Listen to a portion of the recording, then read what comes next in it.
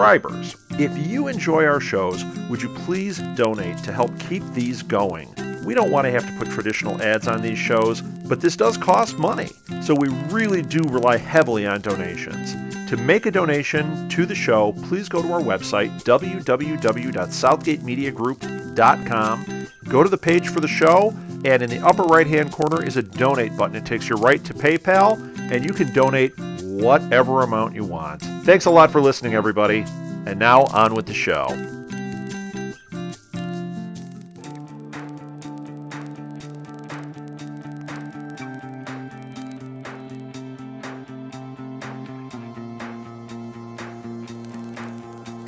Welcome to 221B Baker Street, by way of the Southgate Bridge. I am Sherlock Holmes. This is my colleague, Dr. Watson. Actually, I am your host, Zachary Hare, and while she is not Watson, she is the Watson to my Holmes, Kristen Deere. Oh, she did the whole podcast in that voice. Hello! This is the Baker Street Podcast. Cheerio!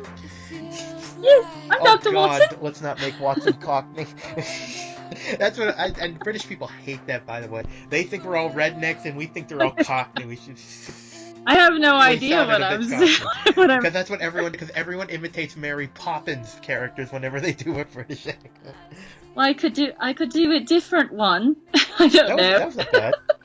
Kind of sexy. So, anyways, we're talking about the adventure of the Nutmeg Concoction. And as soon as I saw this title last week, I wanted to know what the heck this was going to be about. So, we start right off, again, with Watson being she's having a conversation.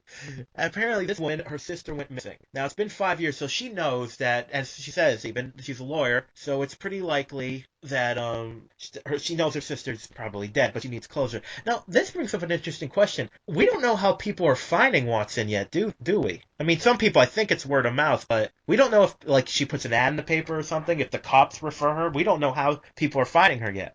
Actually, I was wondering the same thing, because I just forgot to bring it up before.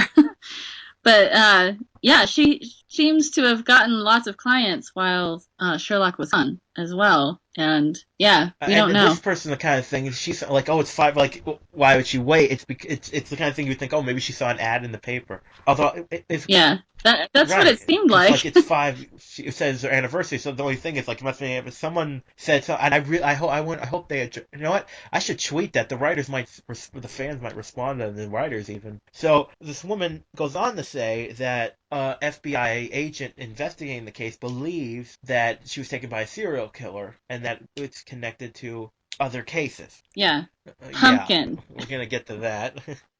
The thing I like is that she's like, my sister is probably dead, but she has to know what happened. And that kind of ties in with the ending of the case. Like, the case is not about finding her, finding her alive, it's finding out what happened. So we get a little more of Kitty following Watson, apparently. It's weird. The way Kitty acts here is they tried some things with her in this episode. Like she's saying to her, "Are you following me again?" No, I just remember you coming here from when I was following you. Right. And what do you think about her contacting Holmes? You mean contacting Holmes in front of Watson and kind of going around Watson? Yeah, I thought it seemed so rude, but it was funny. It seems like she's fully on Sherlock's side. Well, it's not even that right? She's on his side. It's she's his protege. She's doing what he says. Right, she's doing what he's saying, but even against Watson's objections, I mean, it's like she's saying, well, I'm not listening to you. I'm just going to do what her Sherlock tells me. I don't care if this is your case. This is something I've wanted to talk about. But she's acting like Sherlock, basically. It seems like Kitty is acting more and more like Sherlock. This brings up something I wanted to talk about, and we've talked about this whole season about that Watson's been snarky and rude, and I realize it's because they haven't reestablished, and which makes me think it's intentional, because the writers of the show usually don't do anything if there's not a reason. It makes me think that it's just there's no relation. They haven't reestablished the relationship between Holmes and Watson, and I think that's what it is. That's why we're almost finding ourselves not liking Watson. Well, it seemed like that up until now. I feel like now there's a reason why Watson was that way. That's what I mean. That's why I didn't think of that until this episode. Yeah. So it's, I mean, these writers just are, I've never seen these writers do anything that's pointless, and they would never insult the characters. So, I mean, there's got to be a resolution. There will be a resolution, I'm sure. I just hope it can survive the resolution. But, I mean, remember, all this whole episode starts out as one of Joan's cases, and it kind of ends with Kitty, Right. But we'll get to that. Right. Now, so okay, so we get this scene where they're at the and of course we get a little nod back to how Sherlock hates profilers, and it just every time he says that, I keep thinking of Criminal Minds. I know exactly. I thought it would have been so hilarious if the Criminal Minds gang walked out. Right. If that's who they were meeting was like Hotchner or something. I know he's not on the show anymore. I kind of want to see them interact with Gideon, because Gideon would punch him in the face. Oh yeah, oh man, I miss Gideon still. A friend of mine, we were just as a side note, we were watching Princess Bride. I'm like, that's Gideon, right? And they go, "Oh, you ruined the show for me." Oh yeah, the guy, obviously the agent's office, he says a weird line. "We're not hunting squirrels here." Is that a phrase? I've never heard it either. It so sounds like the big game line, but still, I've never heard. But you know what? Everything about this guy, it's like they on purpose tried to make him even more ridiculous than Sherlock was expecting him to be. The fact that he has this stupid name for this I've heard supposed some bad serial killers, but yeah, I just love when he's just so uppity, so uptight, and Sherlock knows the guy's completely pointless.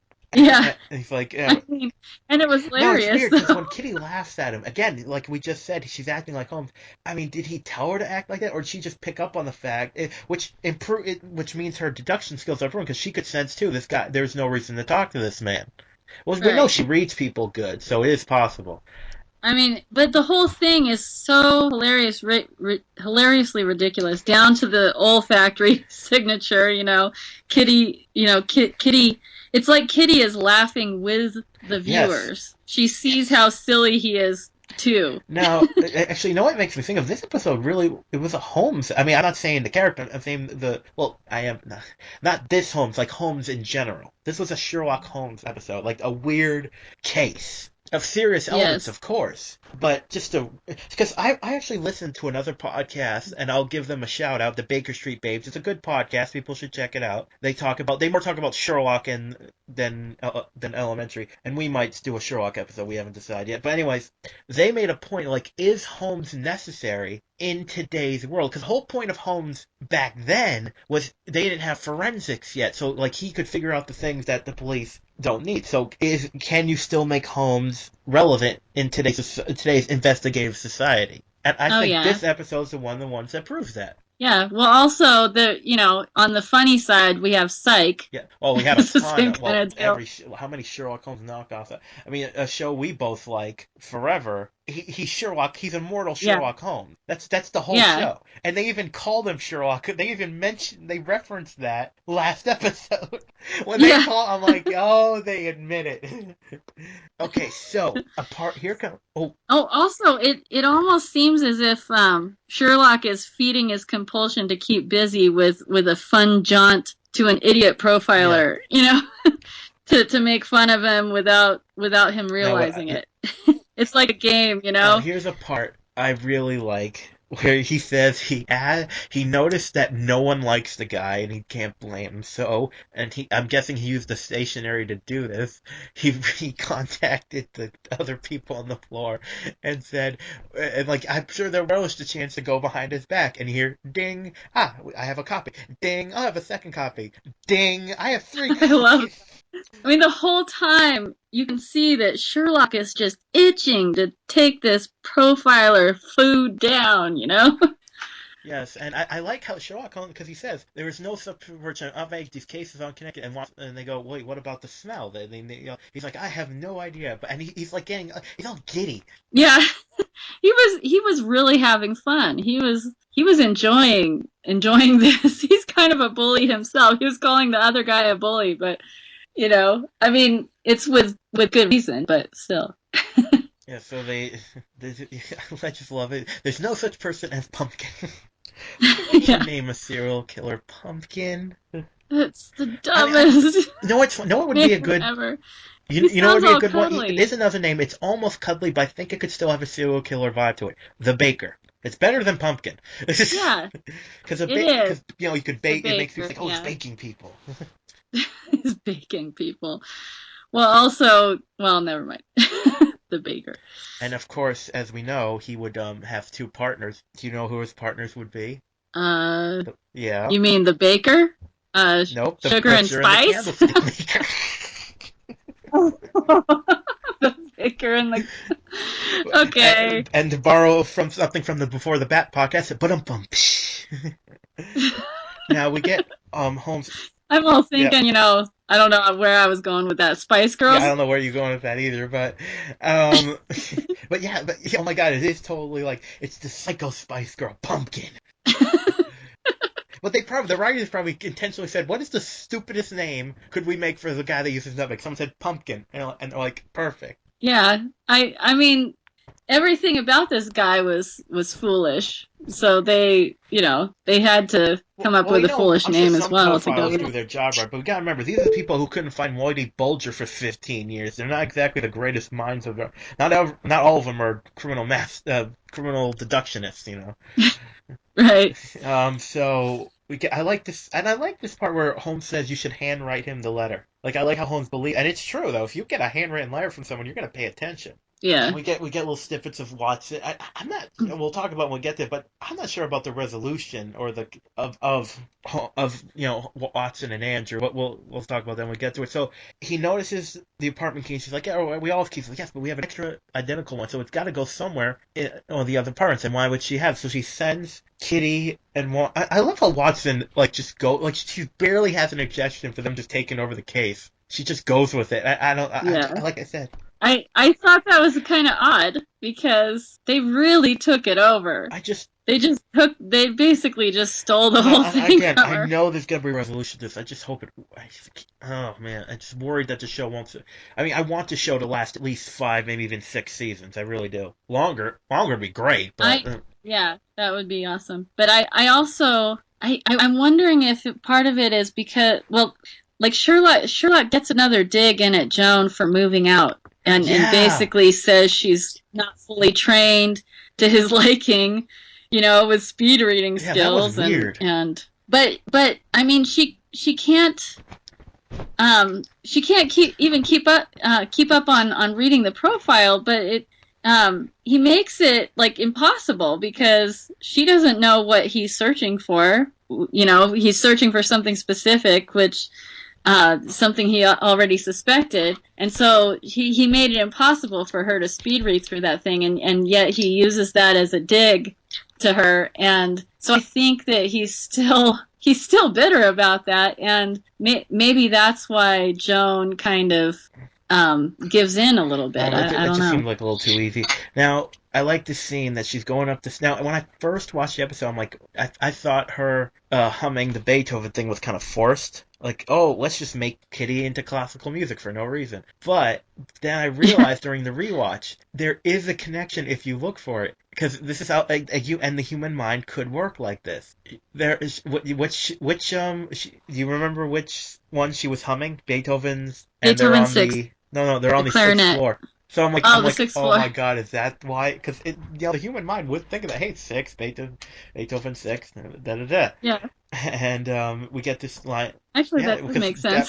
People's minds would work like that. So they start checking door. I do that myself. We find out that I think it didn't say it, but they pretty much the summary of it is she was on the clarinet and they kind of said this, but not really. To summarize it, like she used to play, I think it was the clarinet, and it's probably after what happened to her, she lost interest in it, and her dad sold it after she turned down a job or something. That's nice. Yeah. You can no longer do this as a hobby because you don't want to do it professionally. Okay. Right. Right. So they try a door. Turns out to lead to some defense lawyer's office. And I love how in this episode we're just throwing legality out the frickin' window.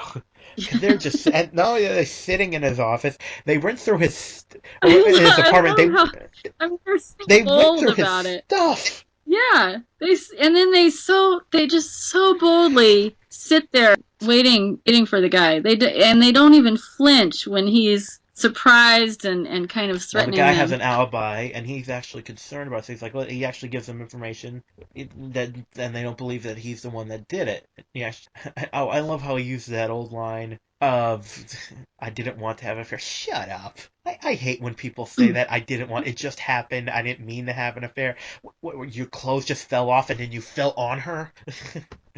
Yeah. But it's just a nitpick of mine. So, yep. No, that guy was annoying. So they get the information and go, and I do like, and we get to Miss Hudson, yay! Yeah, we were just talking about. Like, and I tweeted this. It's like, hi, Miss Hudson, bye, Miss Hudson. What is it? I mean, is it? I bet you the network execs are. I don't think it's a show. I think it's the network execs because she's transgendered. Although here's the thing: if no one had told me she was transgendered, never would have known. Yeah. I don't know. I mean, but we got that one wrong because we were worried that she wasn't going to pop up at all. It reminds me about the Mission Impossible thing I brought up. I think the writers and the showrunners want her in the show. I think the network's fighting it. That's what I think. Because there's no, I mean, to have her in like that and then I like how she's just listening to police chatter, hoping to hear something about Nutmeg. Now, the funny thing is, I didn't think that was going to pay off, and it ends up paying off. I thought this guy, busy work. And then, well, speaking of busy work, he tries to get Watson and Katie to do busy work, and Watson's like, oh, no. If you're on this case... You're cutting out. And then he tries to get Watson and Kitty to do the busy work, and Watson and Kitty are like, oh, no. No, well, Watson is. She just gives him the box like, no, if you're on this case, here, we're splitting the box. And I like that. Yeah, I love that. I love how she just, picks it up and walks out. So through the investigations of the files, it turns out the girl knew about the truth about a case, which the lawyer, in his idiocy, told her. And her conscience wouldn't let her keep it a secret. Big surprise. She died soon after that. So. Well, I don't think he was an idiot. That's what he wanted. Well, I thought about that too. That he intentionally told her, so maybe the guy would kill. I think they mentioned that, actually. Well, they kind of do, but the reason I'm not sure that was the case is, and this is a problem I have with the episode, there's no punishment for the lawyer. Nothing happens to him. Right. But they did say that what's that guy's name? Raymond Carpenter. He said that Kramer knew that was as good as murdering her. Yeah, and that's what I was thinking of. I'm like, if that's the case, and they had no punishment for him, and that was a problem with me. I think they stay so focused on the real case, they forgot to something got lost in the shuffle. I mean, they didn't even have his wife find out about to be fair, not even that. I know, he was such a jerk. He just got, he didn't get any kind of punishment. Clear exactly what, because I think the way he words it is, he didn't know I killed her, but as soon as he tipped me off, the way he spaces out the word, almost like the lawyer was just telling him, I'm worried that she knows now. But but again, they're not clear on that. That's the one. I think that's my only real nitpick about this episode. There's no resolution with the lawyer. Yeah, it seemed to me like he knew, but then they left it. That was it with him. That was left alone. So they look into it, and the guy, because the guy's serving double life sentences, so he admits what he did. That he contracted to hit out to another hitter who's dead. And I like how he's like, they get to go outside a lot. Yeah. That was a good bag. He just wants to be in the garden. Oh, one called Art Gregson, and she was gardening with Dominicans in no time. That almost made it into favorite lines. Yes. That was a good one. And now we get, let's see, is that, yeah, they discussed the case. They, like I said, the killer's dead, but he knows, but Mrs. Hudson, and this is what her listening to police calls, actually pans out. They find a case where it smelled like someone was baking. And now we get one of my favorite one-off characters. Please tell me you love this character too. The funny thing is, this reminded me of my mother, because my mom's like, you could walk in a room, she's like, "What's that smell?" No matter what's going on, she'll smell something that's not even freaking there. And this guy. Oh, I do that too. Anyway, but I'm not the nose. I don't know why I like this character so much. I think it's because it's so ridiculous. Well, I don't know if ridiculous. I don't even know the right word to use. Because it's just, he's like, this smell is the pretty lady in the spotlight, meant to distract you. I know. That is just awesome. It is funny how he relates all of the different smells, all the different fragrances with I don't know, verbs. No, I've looked this guy up. He hasn't done too much. The only thing that I found that was possibly relevant, but it's a small part. He was in the Shawshank Redemption. But he was in the Shawshank Redemption. Is that what you said? He was, this guy was just like. I like how he has a coffee bean bag. Well, no, it's like a coffee potpourri bag to block the smells of the city. Yeah, I love. Now I remember something. He was a very interesting regular, definitely. I think it's going to my favorite regulars so far. And like I said, I want to see more. And they're showing us more and more irregulars this season, and I like that. Yeah. And okay, I remembered something I forgot. Now something after Watson's check, she actually night before she runs into an old friend of hers, the ice truck killer. Yes, the ice truck killer from Dexter. You know what? After seeing Miss Hudson and then thinking about how that related so directly to what we talked about last week, then when I saw the ice truck killer, I immediately thought of the other thing we talked about last week, where we see some guy that seems so obvious as some sort of criminal, as if he should have a sign on his forehead that says "I did it." I feel the guy played such a good psychopath, so I hope his career is not dated, because he was a really good psychopath. And we get this scene where Joan is like, "Oh, hello," and they meet. Well, we can talk about that because they have dinner, and I definitely want to mention this because they're talking about like what's going on. Like obviously this guy had issues, and that's why they broke up. And he says like, I learned from I needed to learn from my mistakes, and she does this. She goes, "Have you learned?" And then later on she says to Sherlock, "I was not leading him on." I'm watching that scene going, "You really were." Because that's like saying, "Hey, so you want to start this up again?" That's the voice you use. Yeah. That was it sounded like Sherlock was right. Especially when I look back in, I'm like, she totally did. She said, because he said, "I've learned from the mistake of why we broke up," and then she asked if he did, and it's like you would only ask that if you're interested in starting it up again. Right, and it was also it. And they kind of shared a look as well. More than one. And then also, yeah. And I mean, she, I don't know. She had like a little, kind of almost a flirtatious little glint in her eye. Lucy Liu always has that glint. And then mentioning her little A-type personality, and she did like kind of a little smirk there, and it was, I don't know. It's like she was trying to be kind of cute. As Sherlock said, she did not bring up Andrew. Right.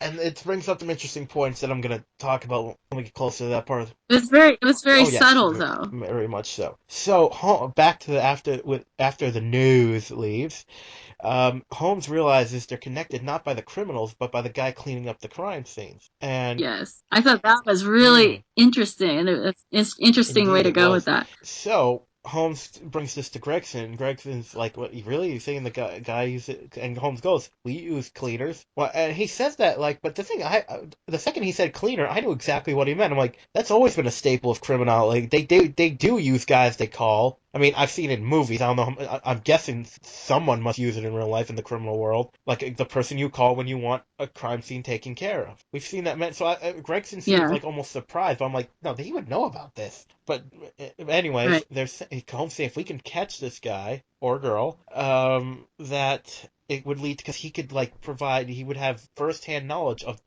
dozens, maybe even hundreds of cases. Yeah, and then that makes it a little more exciting going on from here. And I like how Watson has her plan and Holmes thinks it's dull, so Holmes has his own plan. Also, I love how I love the Sherlock and Bell chiding contained a little bit of dark humor this time. And that Sherlock is glad that Belle wasn't, dissolved from the inside out by Auntie's nutmeg concoction. That would not be a happy Christmas gift. And so we go with Holmes' plan, killing Kitty. And he's going to put a fake ad on the dark internet hoping to entice the cleaner. The thing I wonder, like, how does he know that cleaner would do it? Like, couldn't a lot of people like, oh, I can get rid of a body for you? I love how, Sherlock, this all started with him being bored. He took over the case in the first place because he was bored. And here Joan is going the dull route and he wants the fun, boredom alleviating, fake murdering Kitty. Oh, and one thing we forgot to mention about Joan's friend is, like, he's actually asking for help on a case. Now, I thought that was going to be actually, like, a lie to get closer. No, but he actually needed help on a case. So, but okay. Same thing about Kitty. Kitty, is it me, or did Kitty look like she was enjoying herself? Watson walks in, she's like, oh, by the way, Watson, I figured out who's stealing from your friend. And she's, like, almost smiling when she's the corpse, and Holmes is like, stay still. Yeah, she was clearly enjoying it. I mean, she was really smiling, and the way she was, like, turning her head and going, oh! That's what I mean. That's what I mean about, like, the way she was turning her head and going, hey! Oh, yeah. Okay, so... And then I love how Joan never actually did any work to help her friend. Kitty did all of it. Yeah, I was thinking about that. She just passes it right off. And then Joan got the kind of hog the credit for it. I really hope they can. I mean, they'll probably be the end of the season, but I'm actually hoping they do it before that because, like I said, they can't put it off too much. They got to reunite. Now, I firmly believe they can make. Now I understand they need to introduce Kitty too. I'm hoping they just use half the season of this because this show I think could work with Kitty, Watson, and Holmes. You're kidding out a little. I think they need to resolve this. I understand they need to introduce Kitty, but I hope they just use the mid-season to do that because I think this show could work with Kitty, Watson, and Holmes. Hope, because it's like Watson was unnecessary this episode. She was, which made me a little bit sad. Well, like I said, but I thought it was interesting though how two of the things that Sherlock said about the profiler at the beginning, that two of the things he hated about him being seeming like a credit hog and seeming like a bully, Joan and Sherlock each showed those qualities. Sherlock was kind of a bully at one point, and Joan hogged the credit. Yeah, I know. So we find out that Holmes's plan didn't work so good and he got arrested.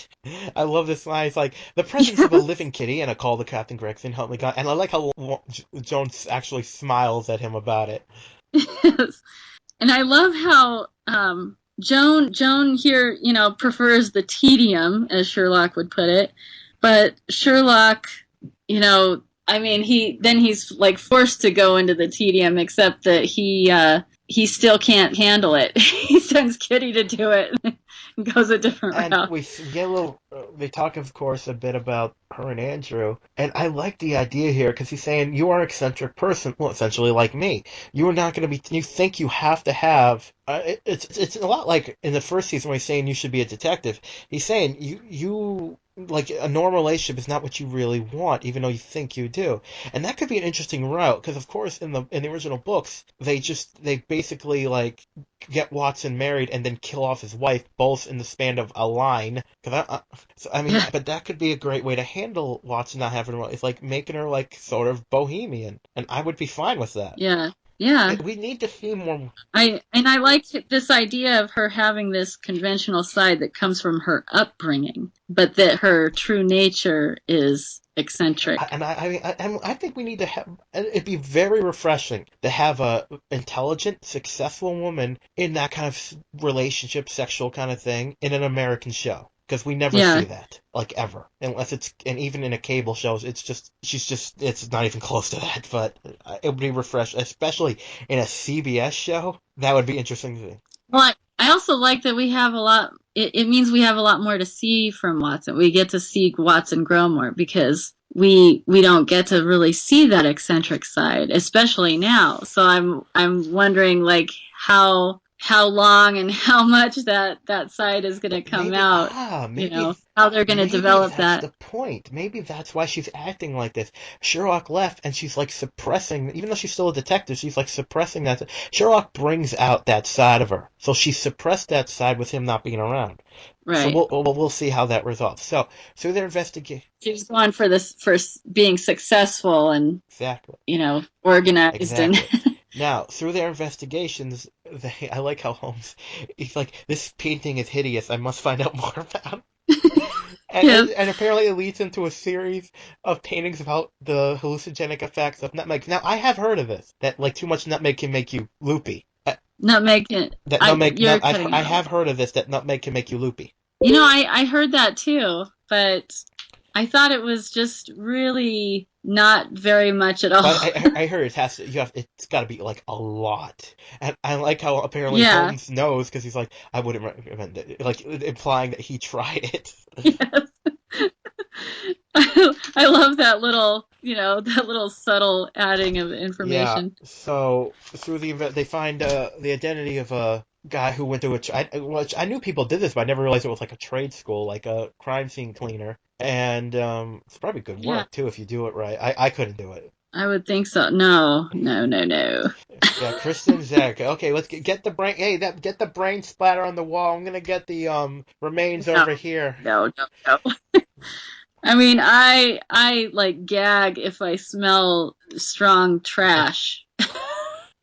So they go with it. Now, here's the thing. I know this is a weird side note. I almost want to know who did because the paintings in the apartment were pretty good. Yeah, they were. And Holmes just comes out and says, "We want to talk about the fact that you've been dissolving bodies." Yeah. And again, we're throwing legality to the wind, and it's weird because I know Holmes does it sometimes, but I think they kind of pushed it with this when they have him unlock the cabinet and then he lies as police later. I'm like, he would embellish and maybe trap, but I don't think he would outright lie to I don't. Well, he would, but I don't know. It was a little bit. What do you think? It was odd because he seems more creative than that. For one thing, he could trick and maybe lie, but it was just such an easy lie. Maybe they just deleted a scene or something. Yeah, and they needed a quicker version. So eventually, they find the concoction, and it's obviously they got the guy. They bring him in, but they know he's not saying anything, so they know they got nothing. Yeah. So they decide to go a different route. They realize that maybe they can get one of the people who hired. Well, they got to figure out who hired him. I love how when Bell and Gregson are talking to him, and he's like, the criminals pay more money. We get that. Yeah. And then he's telling him how like he was in demand, how it was surprising. He was good at his job, he was in demand. I just love the idea. It's like, oh, we have a really sick crime scene. Call what was his? He had a really weird name too. Oh, Conrad Woodbine. What a Woodbine, weird name. Right? Yeah. So he's telling him how, and he got this line, "My mother uses nutmeg. You're gonna arrest her too?" Yeah. It made me think of, I don't know why, but it made me think of Belle's aunt. Yeah, right. Belle mentions that. So they're interrogating him, and I love the way the guy was like, "You've seen the things we see, the blood, the viscera, the heartbreak." It's like, really? Are you trying to be a poet? Are you doing a haiku? So they decide that they're going to try to look into his background and try to find one of the first people he hired, and it leads them to some kind of Armenian kingpin, Artem Dedekian. I don't know. That's the best I'm gonna probably come up with. Yeah. And because they realize one thing I find interesting, they never say. Of course, they say they're gonna offer a deal to one of the criminals, but never say, "Oh, we're gonna have to give a criminal a pass to let this work." They just say, "Oh, we're gonna give him a pass." So they find out what they believe to be his first ever case, and they decide like they're gonna offer him. They say to him, "Listen, we will offer you immunity if you give up your cleaner," which the guy does because he's not an idiot. Right. So. And I like how this whole thing plays out. How they mentioned, that the service industry has customers, and so there are a lot of people that can lead back. Right. So what happens? Of course, they go back to confront him, and they smell the nutmeg, which doesn't make any sense because he kept it locked in a cabinet. And Sherlock, of course, finds the guy's artificial patella. Yes, and I mean, we knew that limp would come in handy I knew that at the some limp point. was going to have it.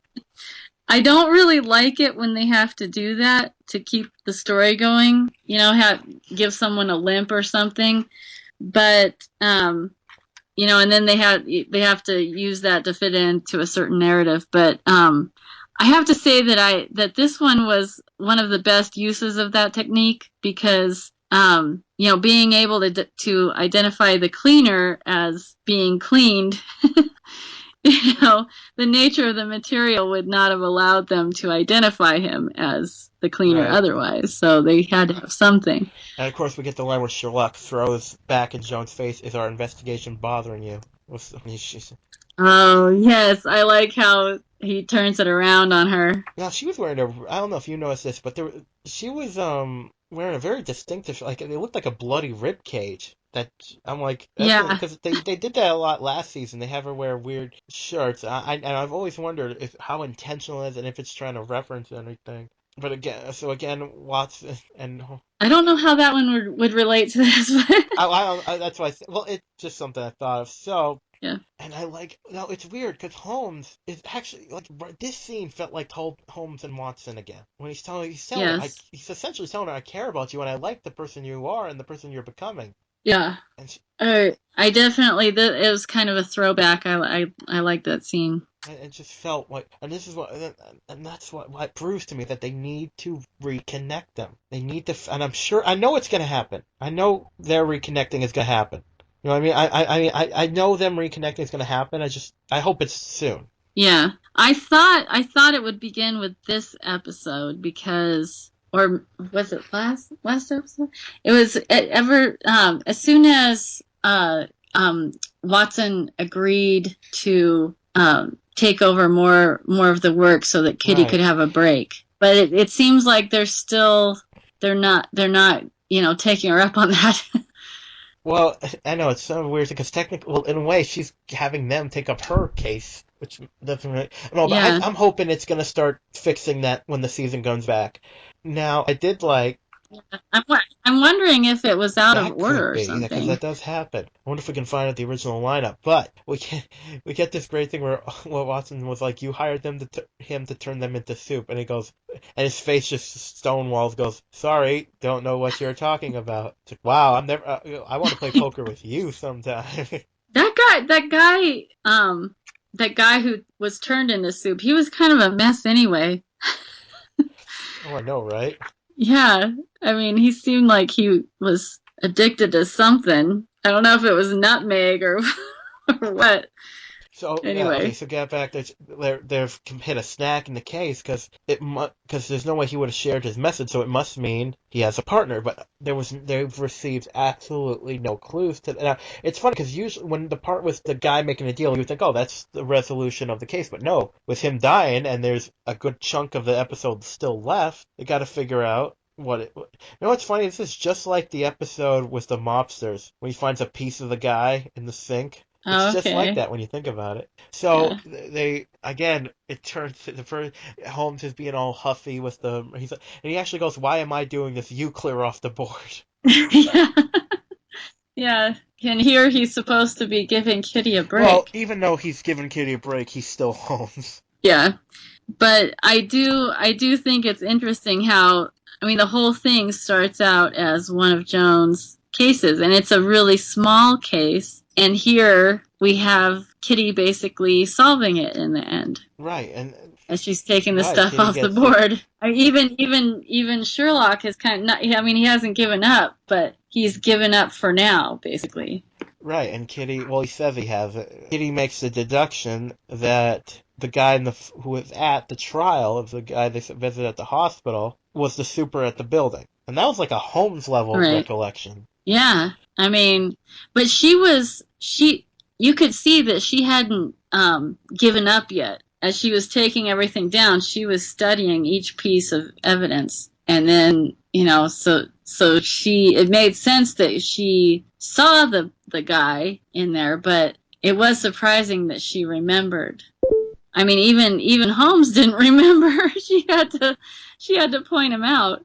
Yes. So they eventually realize there is a way. So they go to they go see the man in the prison. I love how Holmes essentially says, "Okay, you have 3 sons. 2 of them are pretty good criminals. The third one's an idiot." Yeah. And he's talking to about he's like, listen, if like and the guy's like, I don't know what you're talking about, but he tells him, like, we know who we're going to talk to more people. We're going to tell them they're essentially saying, we're going to put your son out to be killed unless you call him right now. Yeah. Which of course he does. Yeah. Now we get this end scene, which I like a lot, where Holmes comes in and shows Kitty that the fruits of her deduction. Yes, I love that. And Kitty decides, instead of her usual punk music, she puts on some nice Beethoven. It's almost, I wonder if it was like almost supposed to be like a thank you to Holmes. Obviously it's music she likes, but you know what I mean? Yeah, but I thought it was interesting. I mean, if you think about it, Kitty just helped to solve one of the biggest cases, maybe even in history. I mean, because it turned into this really huge case. Where it could involve tons of people. I mean, they don't really tell us how many people were involved in the end, but I mean, they say it could be hundreds, right? And so she just helped to solve that. She gave the last clue, and all she gets is an evening of loud music. Well, he's probably teaching. But she's happy with that, well, she's not in it for the fame or money. She just wants to discover who she is. And I actually looked at the band she was listening to is a real band, Titus Andronicus. Okay. But I liked that, don't get me wrong. I liked that she was okay with that and everything. I just thought it was, a funny thing to point out. She solved this huge case and she gets, it's weird. The resolution for the case, like with the carpenter and with the lawyer, it's like, it was really weird. It just didn't seem... The whole thing was odd. Yeah. It was really odd. I don't know. It's just this one... I don't know. I liked it though. I like weird stuff. I like the weirdness of it. I love the nose. Yeah, I love the nose. He's such a weird guy. Everything, the nose and everything about this. Even that Conrad Woodbine, he was a weird guy too. Really messed up, and I wish they had explained why he was, why he had that limp and was all messed up the way he was. Because he seemed kind of an oddball also. I do like how Holmes like comments the thing. He's like, he killed Woodbine, cleaned up, and he actually did a good job. Yeah. He's not a failure after all. Well, except for the fact that he is going to go to prison. Yeah, so I mean, okay, so my final thoughts. Well, before we go to final thoughts, let's do our usual special segment. That's right, folks. It's your favorite part of the show where I don't talk for at least 10 minutes. Woo! It's time. Hey! It's time for Hey, I can be happy about that. You're not allowed to be happy about that. It's time for Kristen's Clue Cap.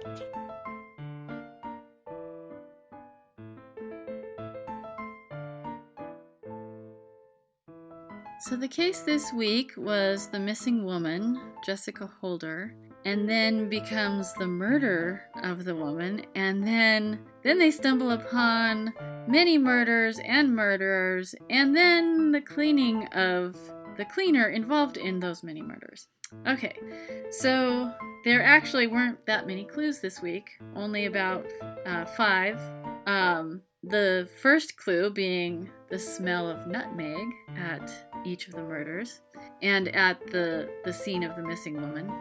And then the second clue was Jessica Holder's boyfriend, Noah Kramer, was an attorney who represented a murderous drug trafficker, Raymond Carpenter, and then he admits to having her killed. Okay, so that sort of solves that. But then the next clue the third clue was this that the smell of nutmeg shows up at a drug crime scene, which is completely unrelated, and that smell also contains the smell of body melting substances, which and then this leads to the realization that there are multiple murderers and murders all linked to the same cleaner. And so they basically search for evidence that points to crime scene cleaning students, which leads to their guy, but that's not exactly a clue. And then the next clue, the fourth clue, was it's sort of a clue. A piece of the cleaner is found, after he's been cleaned. And that's just so that they know that the cleaner had a partner of some sort who had to have killed him. Okay, and then the fifth and final clue, or the final clue of any consequence, is the picture of Raymond Carpenter's trial, showing that the building superintendent at the cleaner's building was present. He was present at the trial, and so this leads them to the realization that he's one of Raymond's sons and also the cleaner's apprentice. And so hopefully from there, we don't get to see what happens from there, but hopefully from there he knows about even the previous murders that the original cleaner was involved with. So that's it for the Clue Cap. All right, that was awesome. I especially like the singing. Now, okay, so Kristen, final thoughts on the episode. I really liked the whole thing. I mean, I liked the mystery, the clues, how a small missing person case became this huge multiple murder case involving multiple murderers. And I mean this is the thing that made it such a huge case in the end, was that it wasn't just multiple, one serial murderer. It was multiple murderers they could put away here. And I actually like how they didn't make that big a deal of it. It was kind of like any other case, but I don't know. I was just I like how it was this really big deal though, and how they went back to developing Joan and Sherlock's relationship a little bit and their characters as well. It's like, as you said, it was a good episode. I love the weird aspects of it. I mean, the nose, come on. I mean, really. It's like, yes. Oh, she is the woman, the lady to distract you. I mean, but before we get into my final, I got to, of course, favorite lines. First, Watson, I would never suggest a woman couldn't melt corpses. I just found that funny how he made sure to says, it's Watson, I would never be misogynistic. Yes, he's not a sexist. Women can melt corpses. My second favorite line, inflated genitals. Yes. Well, that whole section it wasn't just a great line. It was the baboon. A great interchange, exchange and then of later on, words. She's like, "You compared me to a baboon with inflated genitals." He's like, "I was using vivid imagery." But yeah, I mean, like I said, my only nitpicks is a couple of the resolutions were a little weak for me. It's weird. That's what's weird about the episode is while that's true, it doesn't detract from the episode. Right. I think they. It would have been too long if they went into some of those other areas. I think they had to cut some of that out. It would have been too much because that could have gotten more involved, especially the that lawyer, or who was it? What was that guy's name? What do you mean, that defense attorney? Right. The defense attorney. And they could have gotten, they could have gotten in the weeds with that, and so maybe they just had to cut that off, Well, yeah, it's probably a hard thing, but yeah, overall, I would give this one. Does it have high rewatch value? I would say parts of it, probably, because it's not going to be one of my go-to rewatch episodes when I have it on DVD. But like I said, the thing I really hope they resolve, because there was connections between Holmes and Watson that I really like, and I know the show will progress. I'm just looking forward to seeing it. We'd just like to remind our fans, if you'd like to get in touch with us, you can get Baker Street Podcast at gmail.com, Baker Street Pod on Twitter, and of course, Baker Street Podcast on Facebook. We love hearing from you, and we love hearing from the fans. So, Kristen, do you have anything else you want to touch upon before we go? Nope. All right. So that's it for us for the mid-season finale. We'll be back as soon as Elementary is back. But for now, for this season, Merry Christmas, Merry Yule, everybody, and Merry Christmas. And now the game is afoot.